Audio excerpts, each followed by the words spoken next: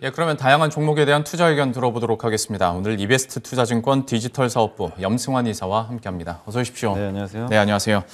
먼저 전자 공시 종목 가운데서 우리가 눈여겨볼 만한 종목 어디가 있을지 화면 통해서 함께 확인해 보도록 하겠습니다. 먼저 수주와 관련된 얘기해 보도록 할 텐데 조선주는 계속 뉴스가 나옵니다. 한국조선해양과 대우조선해양 그리고 마지막 대보마그네틱까지 한번 확인해 보도록 할 텐데 조선주부터 한번 포인트 잡아주시겠어요? 네, 조선주들 연초부터 수주가 되게 지금 많이 나오고 있는데 네. 한국조선해양이 이제 현대삼호중공업이죠. 그 비상장 계열사. 여기서 이제 컨테이너선 세척 수주를 이제 받았다는 공시가 나왔고 이 매출액 대비해서 한 10.68% 정도 되는 꽤 큰 규모의 이제 수주를 따냈고 한국의 이제 주력 선종이죠. 컨테이너선하고 LNG선인데 이쪽에서 수주가 굉장히 공격적으로 나오고 있고요. 또 현대미포조선도 924억 원 정도 규모, 한 매출액 비중은 한 3% 정도 되는데 PC선이라고 합니다. 이제 그 석유화학 제품을 운반하는 운반선이거든요. 그래서 중소형 선박인데 이걸 이제 두 척 수주를 따냈고요. 그다음 대우조선해양도 2,477억 원 규모 LNG 운반선 한 척을 수주를 했습니다. 근데 이제 많은 분들이 좀 의아하실 것 같아요. 이렇게 실적 참 수주가 잘 되는데 주가는 정말 맥을 못 추고 있거든요. 맞아요. 네. 오히려 그냥 급락을 하고 있어요. 그러니까 참 이게 아이러니한 게 아무리 좋은 뉴스가 나와도 지금 시장의 펀더멘탈보다는 이게 수급이나 또 외부 변수에 의해서 이렇게 움직이다 보니까 시장 자체가 이제 이런 어떤 기본적인 가치를 그냥 무시하고 그냥 요즘에 보면 LG 에너지 솔루션 이제 이쪽으로만 집중이 모든 게 되다 보니까 다른 기업들을 이렇게 덜어내는 그런 과정에서 조선주도 많이 좀 피해를 보고 있는 것 같습니다. 특히 1월 달은 원래 선박 수주가 그렇게 많이 나오는 시기가 아닌데도 연초부터 이렇게 선박 수주가 많이 나온다는 건 상당히 긍정적이고 그리고 올해 조선사들이 아주 공격적인 수주 목표치를 잡은 건 아니고 굉장히 합리적으로 잡았는데 어쨌든 이렇게 연초부터 이렇게 수주가 잘 나오면 목표치를 충분히 달성할 가능성도 있고 그리고 올해는 본격적으로 아마 수익성도 좋아질 거예요. 왜냐하면 작년에 후판 가격이 너무 올라가지고 수익성이 너무 안 좋았는데 네. 올해는 아마 실적도 개선될 수 있는 그런 한 해가 될 것으로 보입니다. 그래서 조선주 지금 주가만 보면은 참 이렇게 팔고 싶으시겠지만 분명히 이런 좋은 수주들 예전에도 아마 기억하시겠지만 반도체나 2차전지 그 회사들 보면 수주 공시 나오고 나서도 안 간 경우도 정말 많아요. 근데 그게 몇 달 후에 또 가기도 하더라고요. 네. 그래서 지금은 수주가 잘 되고 있으니까 좀 긍정적으로 보시면 좋을 것 같습니다. 우리 개인 투자자들이 조선주에 대해서는 아픔도 있고 기본적인 어느 정도 불신도 있고 네. 리스크가 있다고 생각을 하다 보니까 주가는 계속 흘러내리는데 지난해 같은 경우에도 연초부터 수주 소식이 계속 들려왔는데 주가가 반응했던 건 한 4월, 5월부터였거든요. 좀 시간을 두고 인내심을 가지면서 흐름들 언제 이제 주가에 이런 실적들이 수주 소식들이 반영될지 한번 지켜보도록 하겠습니다. 대보 마그네틱은 좀 어떻게 보고 계세요? 그러니까 이게 오늘은 주가 좀 쉴 수도 있겠죠. 그동안 워낙 많이 올랐으니까. 네. 근데 또 수주가 이렇게 나와서 일단 136억 원 정도 되는 규모고 이게 매출 대비해서 무려 86%나 됩니다. 그래서 탈철 장비 이제 워낙 많이 말씀을 드렸으니까요. 철을 제거해주는 장비고 중국의 이제 후아유라는 그런 회사에 공급 계약을 좀 맺었습니다. 그래서 대보마그네틱은 좀 특이한 게 중국 쪽에 비중이 좀 굉장히 높은 기업인데 어쨌든 이제 계속 수주가 이렇게 나온다는 건 이게 다 매출액에 잡히는 거니까 계속해서 좀 지켜보시면 되겠고 다만 이제 투자 관점에서는 너무 많이 올랐으니까 여기서 대보마그네틱 이제 사는 거는 좀 늦은 것 같아요. 대신에 이제 대보마그네틱 말고도 2차 전지 장비 회사들 수주가 지금 계속 나오고 있거든요. 네. 공시들이. 그래서 특히 이제 주로 SK나 아니면 LG 에너지 솔루션의 이제 그런 이제 매출 비중이 높은 기업들의 수주가 최근에 간간히 나오고 있기 때문에 계속해서 2차 전지 장비주들은 만약에 조정이 나온다면 그러니까 지금 시장이 굉장히 불안정하기 때문에 단기 조정은 언제든지 나올 수가 있는데 그런 조정을 이용해서 2차 전지 장비주들 특히 수주 공시 좀 체크하셔가지고 잘 나왔던 기업들이 있다면은 좀 비중을 늘려보시면 좀 좋을 것 같습니다. 꽤 오랜 시간 전부터 염승환 이사께서 공시를 통해 2차 전지 장비주에 대한 수주 소식들 계속 업데이트를 해주고 있는데요. 역시 관련주들에 대한 흐름들도 그래서 관심 있게 지켜보도록 하겠고요. 이어서 내부자들에게 무슨 일이 두 종목도 확인해 보도록 하겠습니다. 오늘은 크래프톤과 포스코 케미칼인데 이 두 종목 진짜 답답했던 게 주가 계속 떨어지고 그러다 보니까 이제 우리 입장에서는 누군가는 좀 저점을 잡아줬으면 좋겠는데 라는 생각을 했는데 내부자 매수가 있었습니다. 이 두 종목 어떻게 보고 계십니까? 그러니까 크래프톤 같은 경우는 이제 배 이사라는 이제 분께서 그 34만 8천 원에 570주 정도 일단 꽤 큰 규모로 좀 매수가 일단 들어왔고요. 일단 주가가 워낙 많이 빠졌습니다. 네. 빠졌고 빠진 이유는 이제 두 가지인데 성장주가 급락한 데다가 게임주가 좀 안 좋았죠. 거기다가 그 신작 게임이 좀 생각보다 흥행을 못했어요. 그러다 보니까 이제 그 두 가지가 맞물려 가지고 주가가 이제 상장하고 나서 거의 최저가까지 내려가는 그런 모습이 나왔고 또 보호해수 물량에 대한 어떤 부담감 뭐 이런 것들도 계속 작용을 하고 있는 것 같습니다. 그러나 그런 것들이 이제 어느 정도 반영이 되면서 주가가 충분히 빠졌기 때문에 이렇게 내부자도 좀 매수가 일부 들어오는 것 같습니다. 그래서 보통 내부자가 매수한다고 바로 가는 경우는 별로 없어요. 시간이 좀 걸립니다. 네. 어느 정도 시간이 지난 후에 올라가는 게 이제 보통적인 흐름인데 크래프톤도 지금 바로 올라간다기보다는 이렇게 저점에서 그러니까 많이 떨어진 상태에서 내부자 매수가 들어온 거는 바닥 신호니까 한번 지켜보시면 좋겠고 포스코 케미칼도 지금 이제 김 본부장님이라는 이제 사람이 12만 8,500원에 그 300주를 이제 장내 매수를 역시 해줬는데 2차 전지 요새 뭐 양극재, 음극재, 소재 업체들이 주가가 연초부터 되게 부진합니다. 네. 작년하고 너무 이제 분위기가 바뀐 게 장비주가 너무 강하니까 소재주가 좀 상대적으로 이제 소외를 받는 거죠. 근데 작년엔 정반대였거든요, 또. 그래서 근데 좀 안타까운 건 포스코 케미칼은 사실 작년 하반기부터 별로 오른 것도 없는데 네. 주가 좀 되게 답답한 것 같아요. 근데 포스코 그룹 자체가 저는 굉장히 긍정적으로 보는 이유가 뭐냐면 굉장히 고평가는 인정해야 돼요. 굉장히 고밸류를 받고 있는데 다만 포스코 이 그룹 전체가 특히 리튬부터 해가지고 이 양극재, 음극재 이런 사업들을 꾸준하게 추진하면서 어쨌든 2차 전지 소재에 대해서는 굉장히 강력한 경쟁력을 갖고 있고 특히 미국이 지금 가장 우려하는 게 2차 전지 쪽에서 중국이 모든 그 광물들을 갖고 있잖아요. 예. 이걸 좀 다변화시키길 원해요. 근데 포스코 케미칼은 그런 준비들을 착실하게 해나가고 있기 때문에 저는 미국 시장에 본격적인 그 전기차 시장이 열린다면 배터리 공장들이 증설이 되고 완공이 된다면 포스코 케미칼에 정말 엄청난 저는 수혜를 받을 거라고 보거든요. 왜냐하면 광물 공급을 또 제때 해줄 수가 네. 있기 때문에 그러니까 중국 대신에 할 수 있는 업체들이 그렇게 많지는 않아요. 그래서 지금 당장은 좀 아니더라도 포스코 케미칼 좀 갖고 계신 분들은 좀 그런 좀 약간 먼 미래까지 좀 그려보면서 대응을 해보시면 좋을 것 같습니다. 뭐 지금으로서 포스코 케미칼, 포스코 인터까지 어떤 2차 전지나 전기차 쪽으로는 밸류체인이 계속 형성이 되고 있기 때문에 장기적인 관점에서 기대를 가져보자라고 포스코 그룹주 전반에 대한 긍정적인 의견도 얘기를 해주셨어요. 이렇게 두 종목까지 투자 의견 들어봤고요.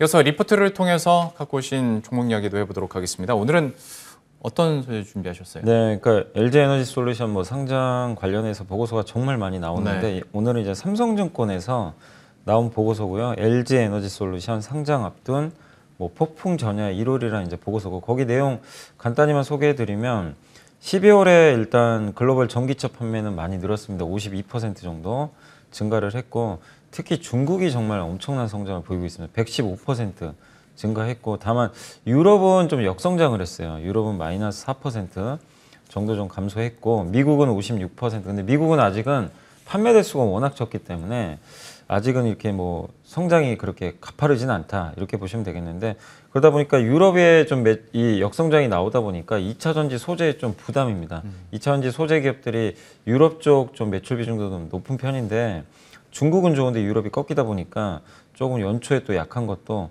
하나의 좀 원인인 것 같고요. 특히 12월 이후로 2차 전지 주가 수익률이 지금 마이너스 10%인데 중국보다는 좀 덜 빠진 편이에요. 네. 그러니까 중국 업체들이 마이너스 14% 빠졌거든요.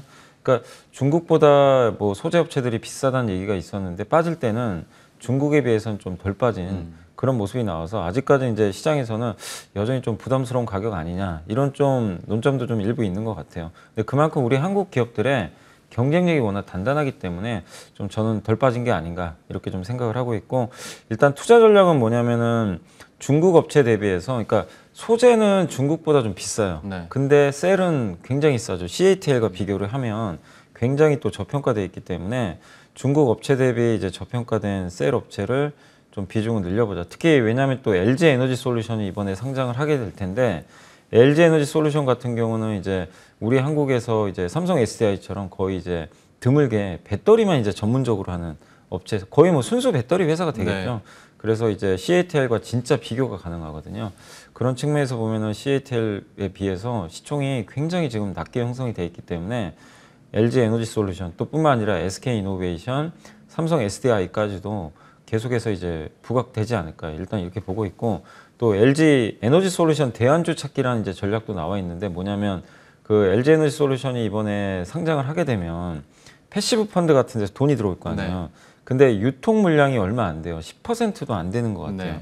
그러면은 만약에 10조 원 정도의 자금이 만약에 패시브 자금이 들어가야 된다면 시총 비중대로 만약에 했을 때 근데 그 중에 10분의 1밖에 못 들어갈 수도 있어요. 예를 들면 이제 패시브 자금 왜냐면 유통 비중이 그 정도밖에 안 되기 때문에 그럼 나머지 자금 같은 경우는 다른 걸 사야 되거든요. 네. 예, 그러면은 이제 뭘 살 거냐?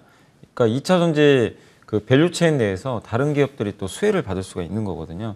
그리고 국내 배터리 업체들이 또 최근에 미국 투자를 많이 하는데 에너지 솔루션이 공모 자금 받아서 하는 게 미국 투자잖아요.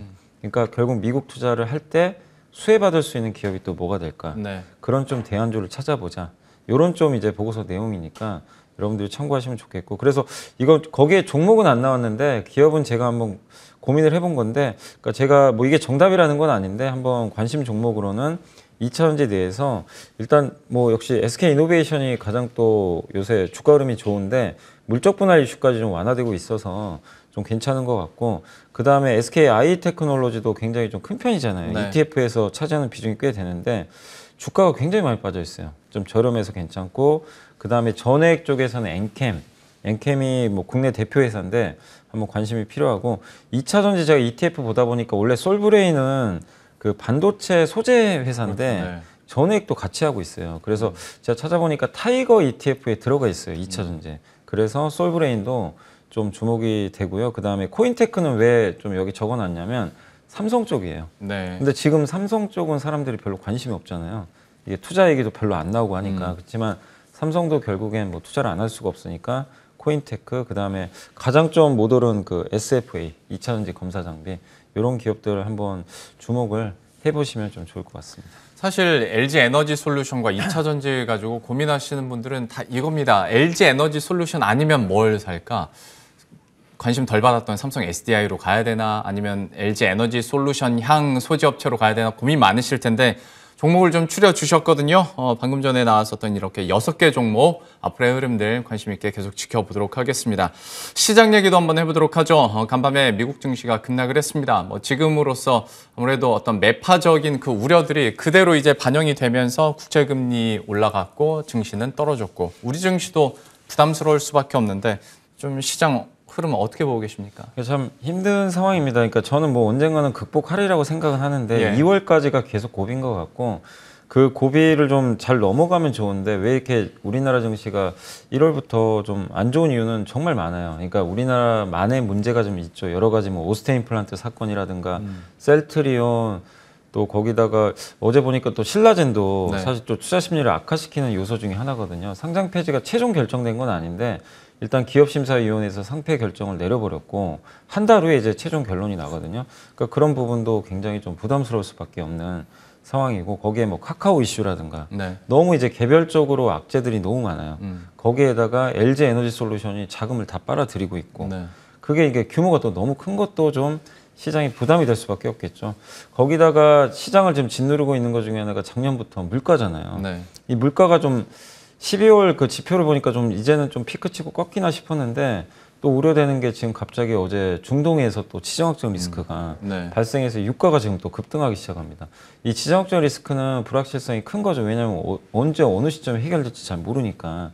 그래서 이게 뭐 큰 전쟁으로만 이게 전염되지 않는다면은 어느 시점에서 완화될 텐데 지금 어쨌든 유가, 천연가스 이런 것들이 어디로 튈지 모르고 또 곡물 가격도 마찬가지인 거예요. 그러니까 이게 좀 진정되는 모습이 좀 추세적으로 하락되는 모습이 나와야 되는데 자꾸만 좀 계속해서 한 번씩 급등이 나오거든요. 네. 그러면은 연준은 당연히 금리 인상에 대한 그 페달을 밟을 수밖에 없어요. 이거를 멈출 수가 없기 때문에 이런 부분들이 또 미국의 성장주의 부담이잖아요. 그래서 네. 나스닥이 지금 급락하는 거고 그러니까 이런 여러 가지 것들이 국내 증시에도 굉장히 좀 이렇게 맞물리면서 악재로 지금 작용을 하는 것 같은데 다만 어쨌든 이제 뭐 연준 의장도 얘기했던 것처럼 한 상반기 정도까지는 고물가가 이어지더라도 어느 시점에서 완화될 거라고 좀 굉장히 긍정적인 전망도 하긴 했어요. 그러니까 영원히 지속되지는 않는다. 네. 어느 시점에서 완화되는데 당장은 잡기 위해서 좀 긴축 속도를 높여야 된다. 이거거든요. 근데 이거를 우리가 모르는 건 아니에요. 근데 자꾸 이렇게 한 번씩 유가 탁탁 튀니까 또 공포심 들고 미국에 지금 오늘 국채 금리가 네. 1.8% 넘어버렸잖아요.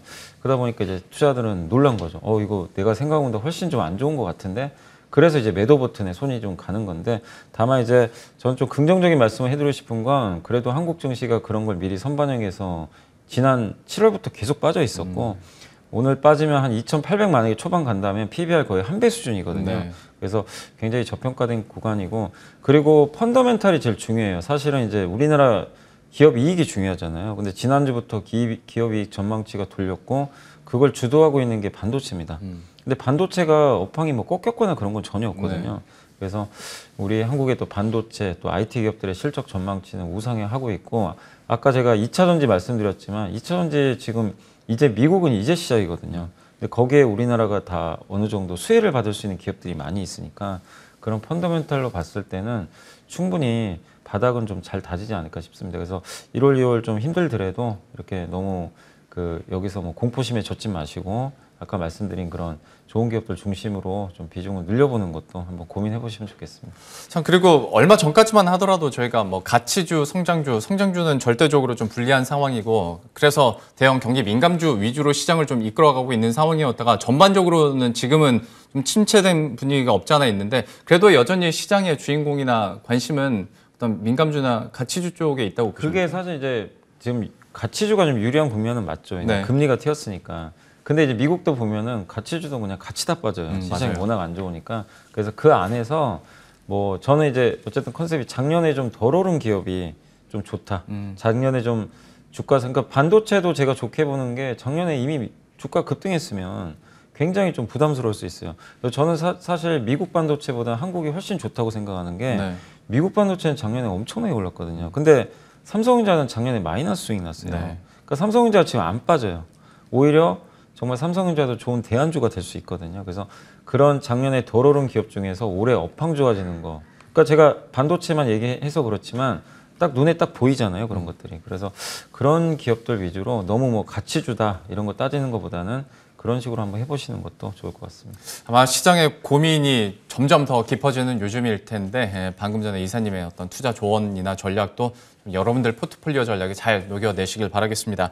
이베스트 투자증권 디지털 사업부 염승환 이사와 함께했습니다. 오늘 말씀 고맙습니다. 네, 감사합니다.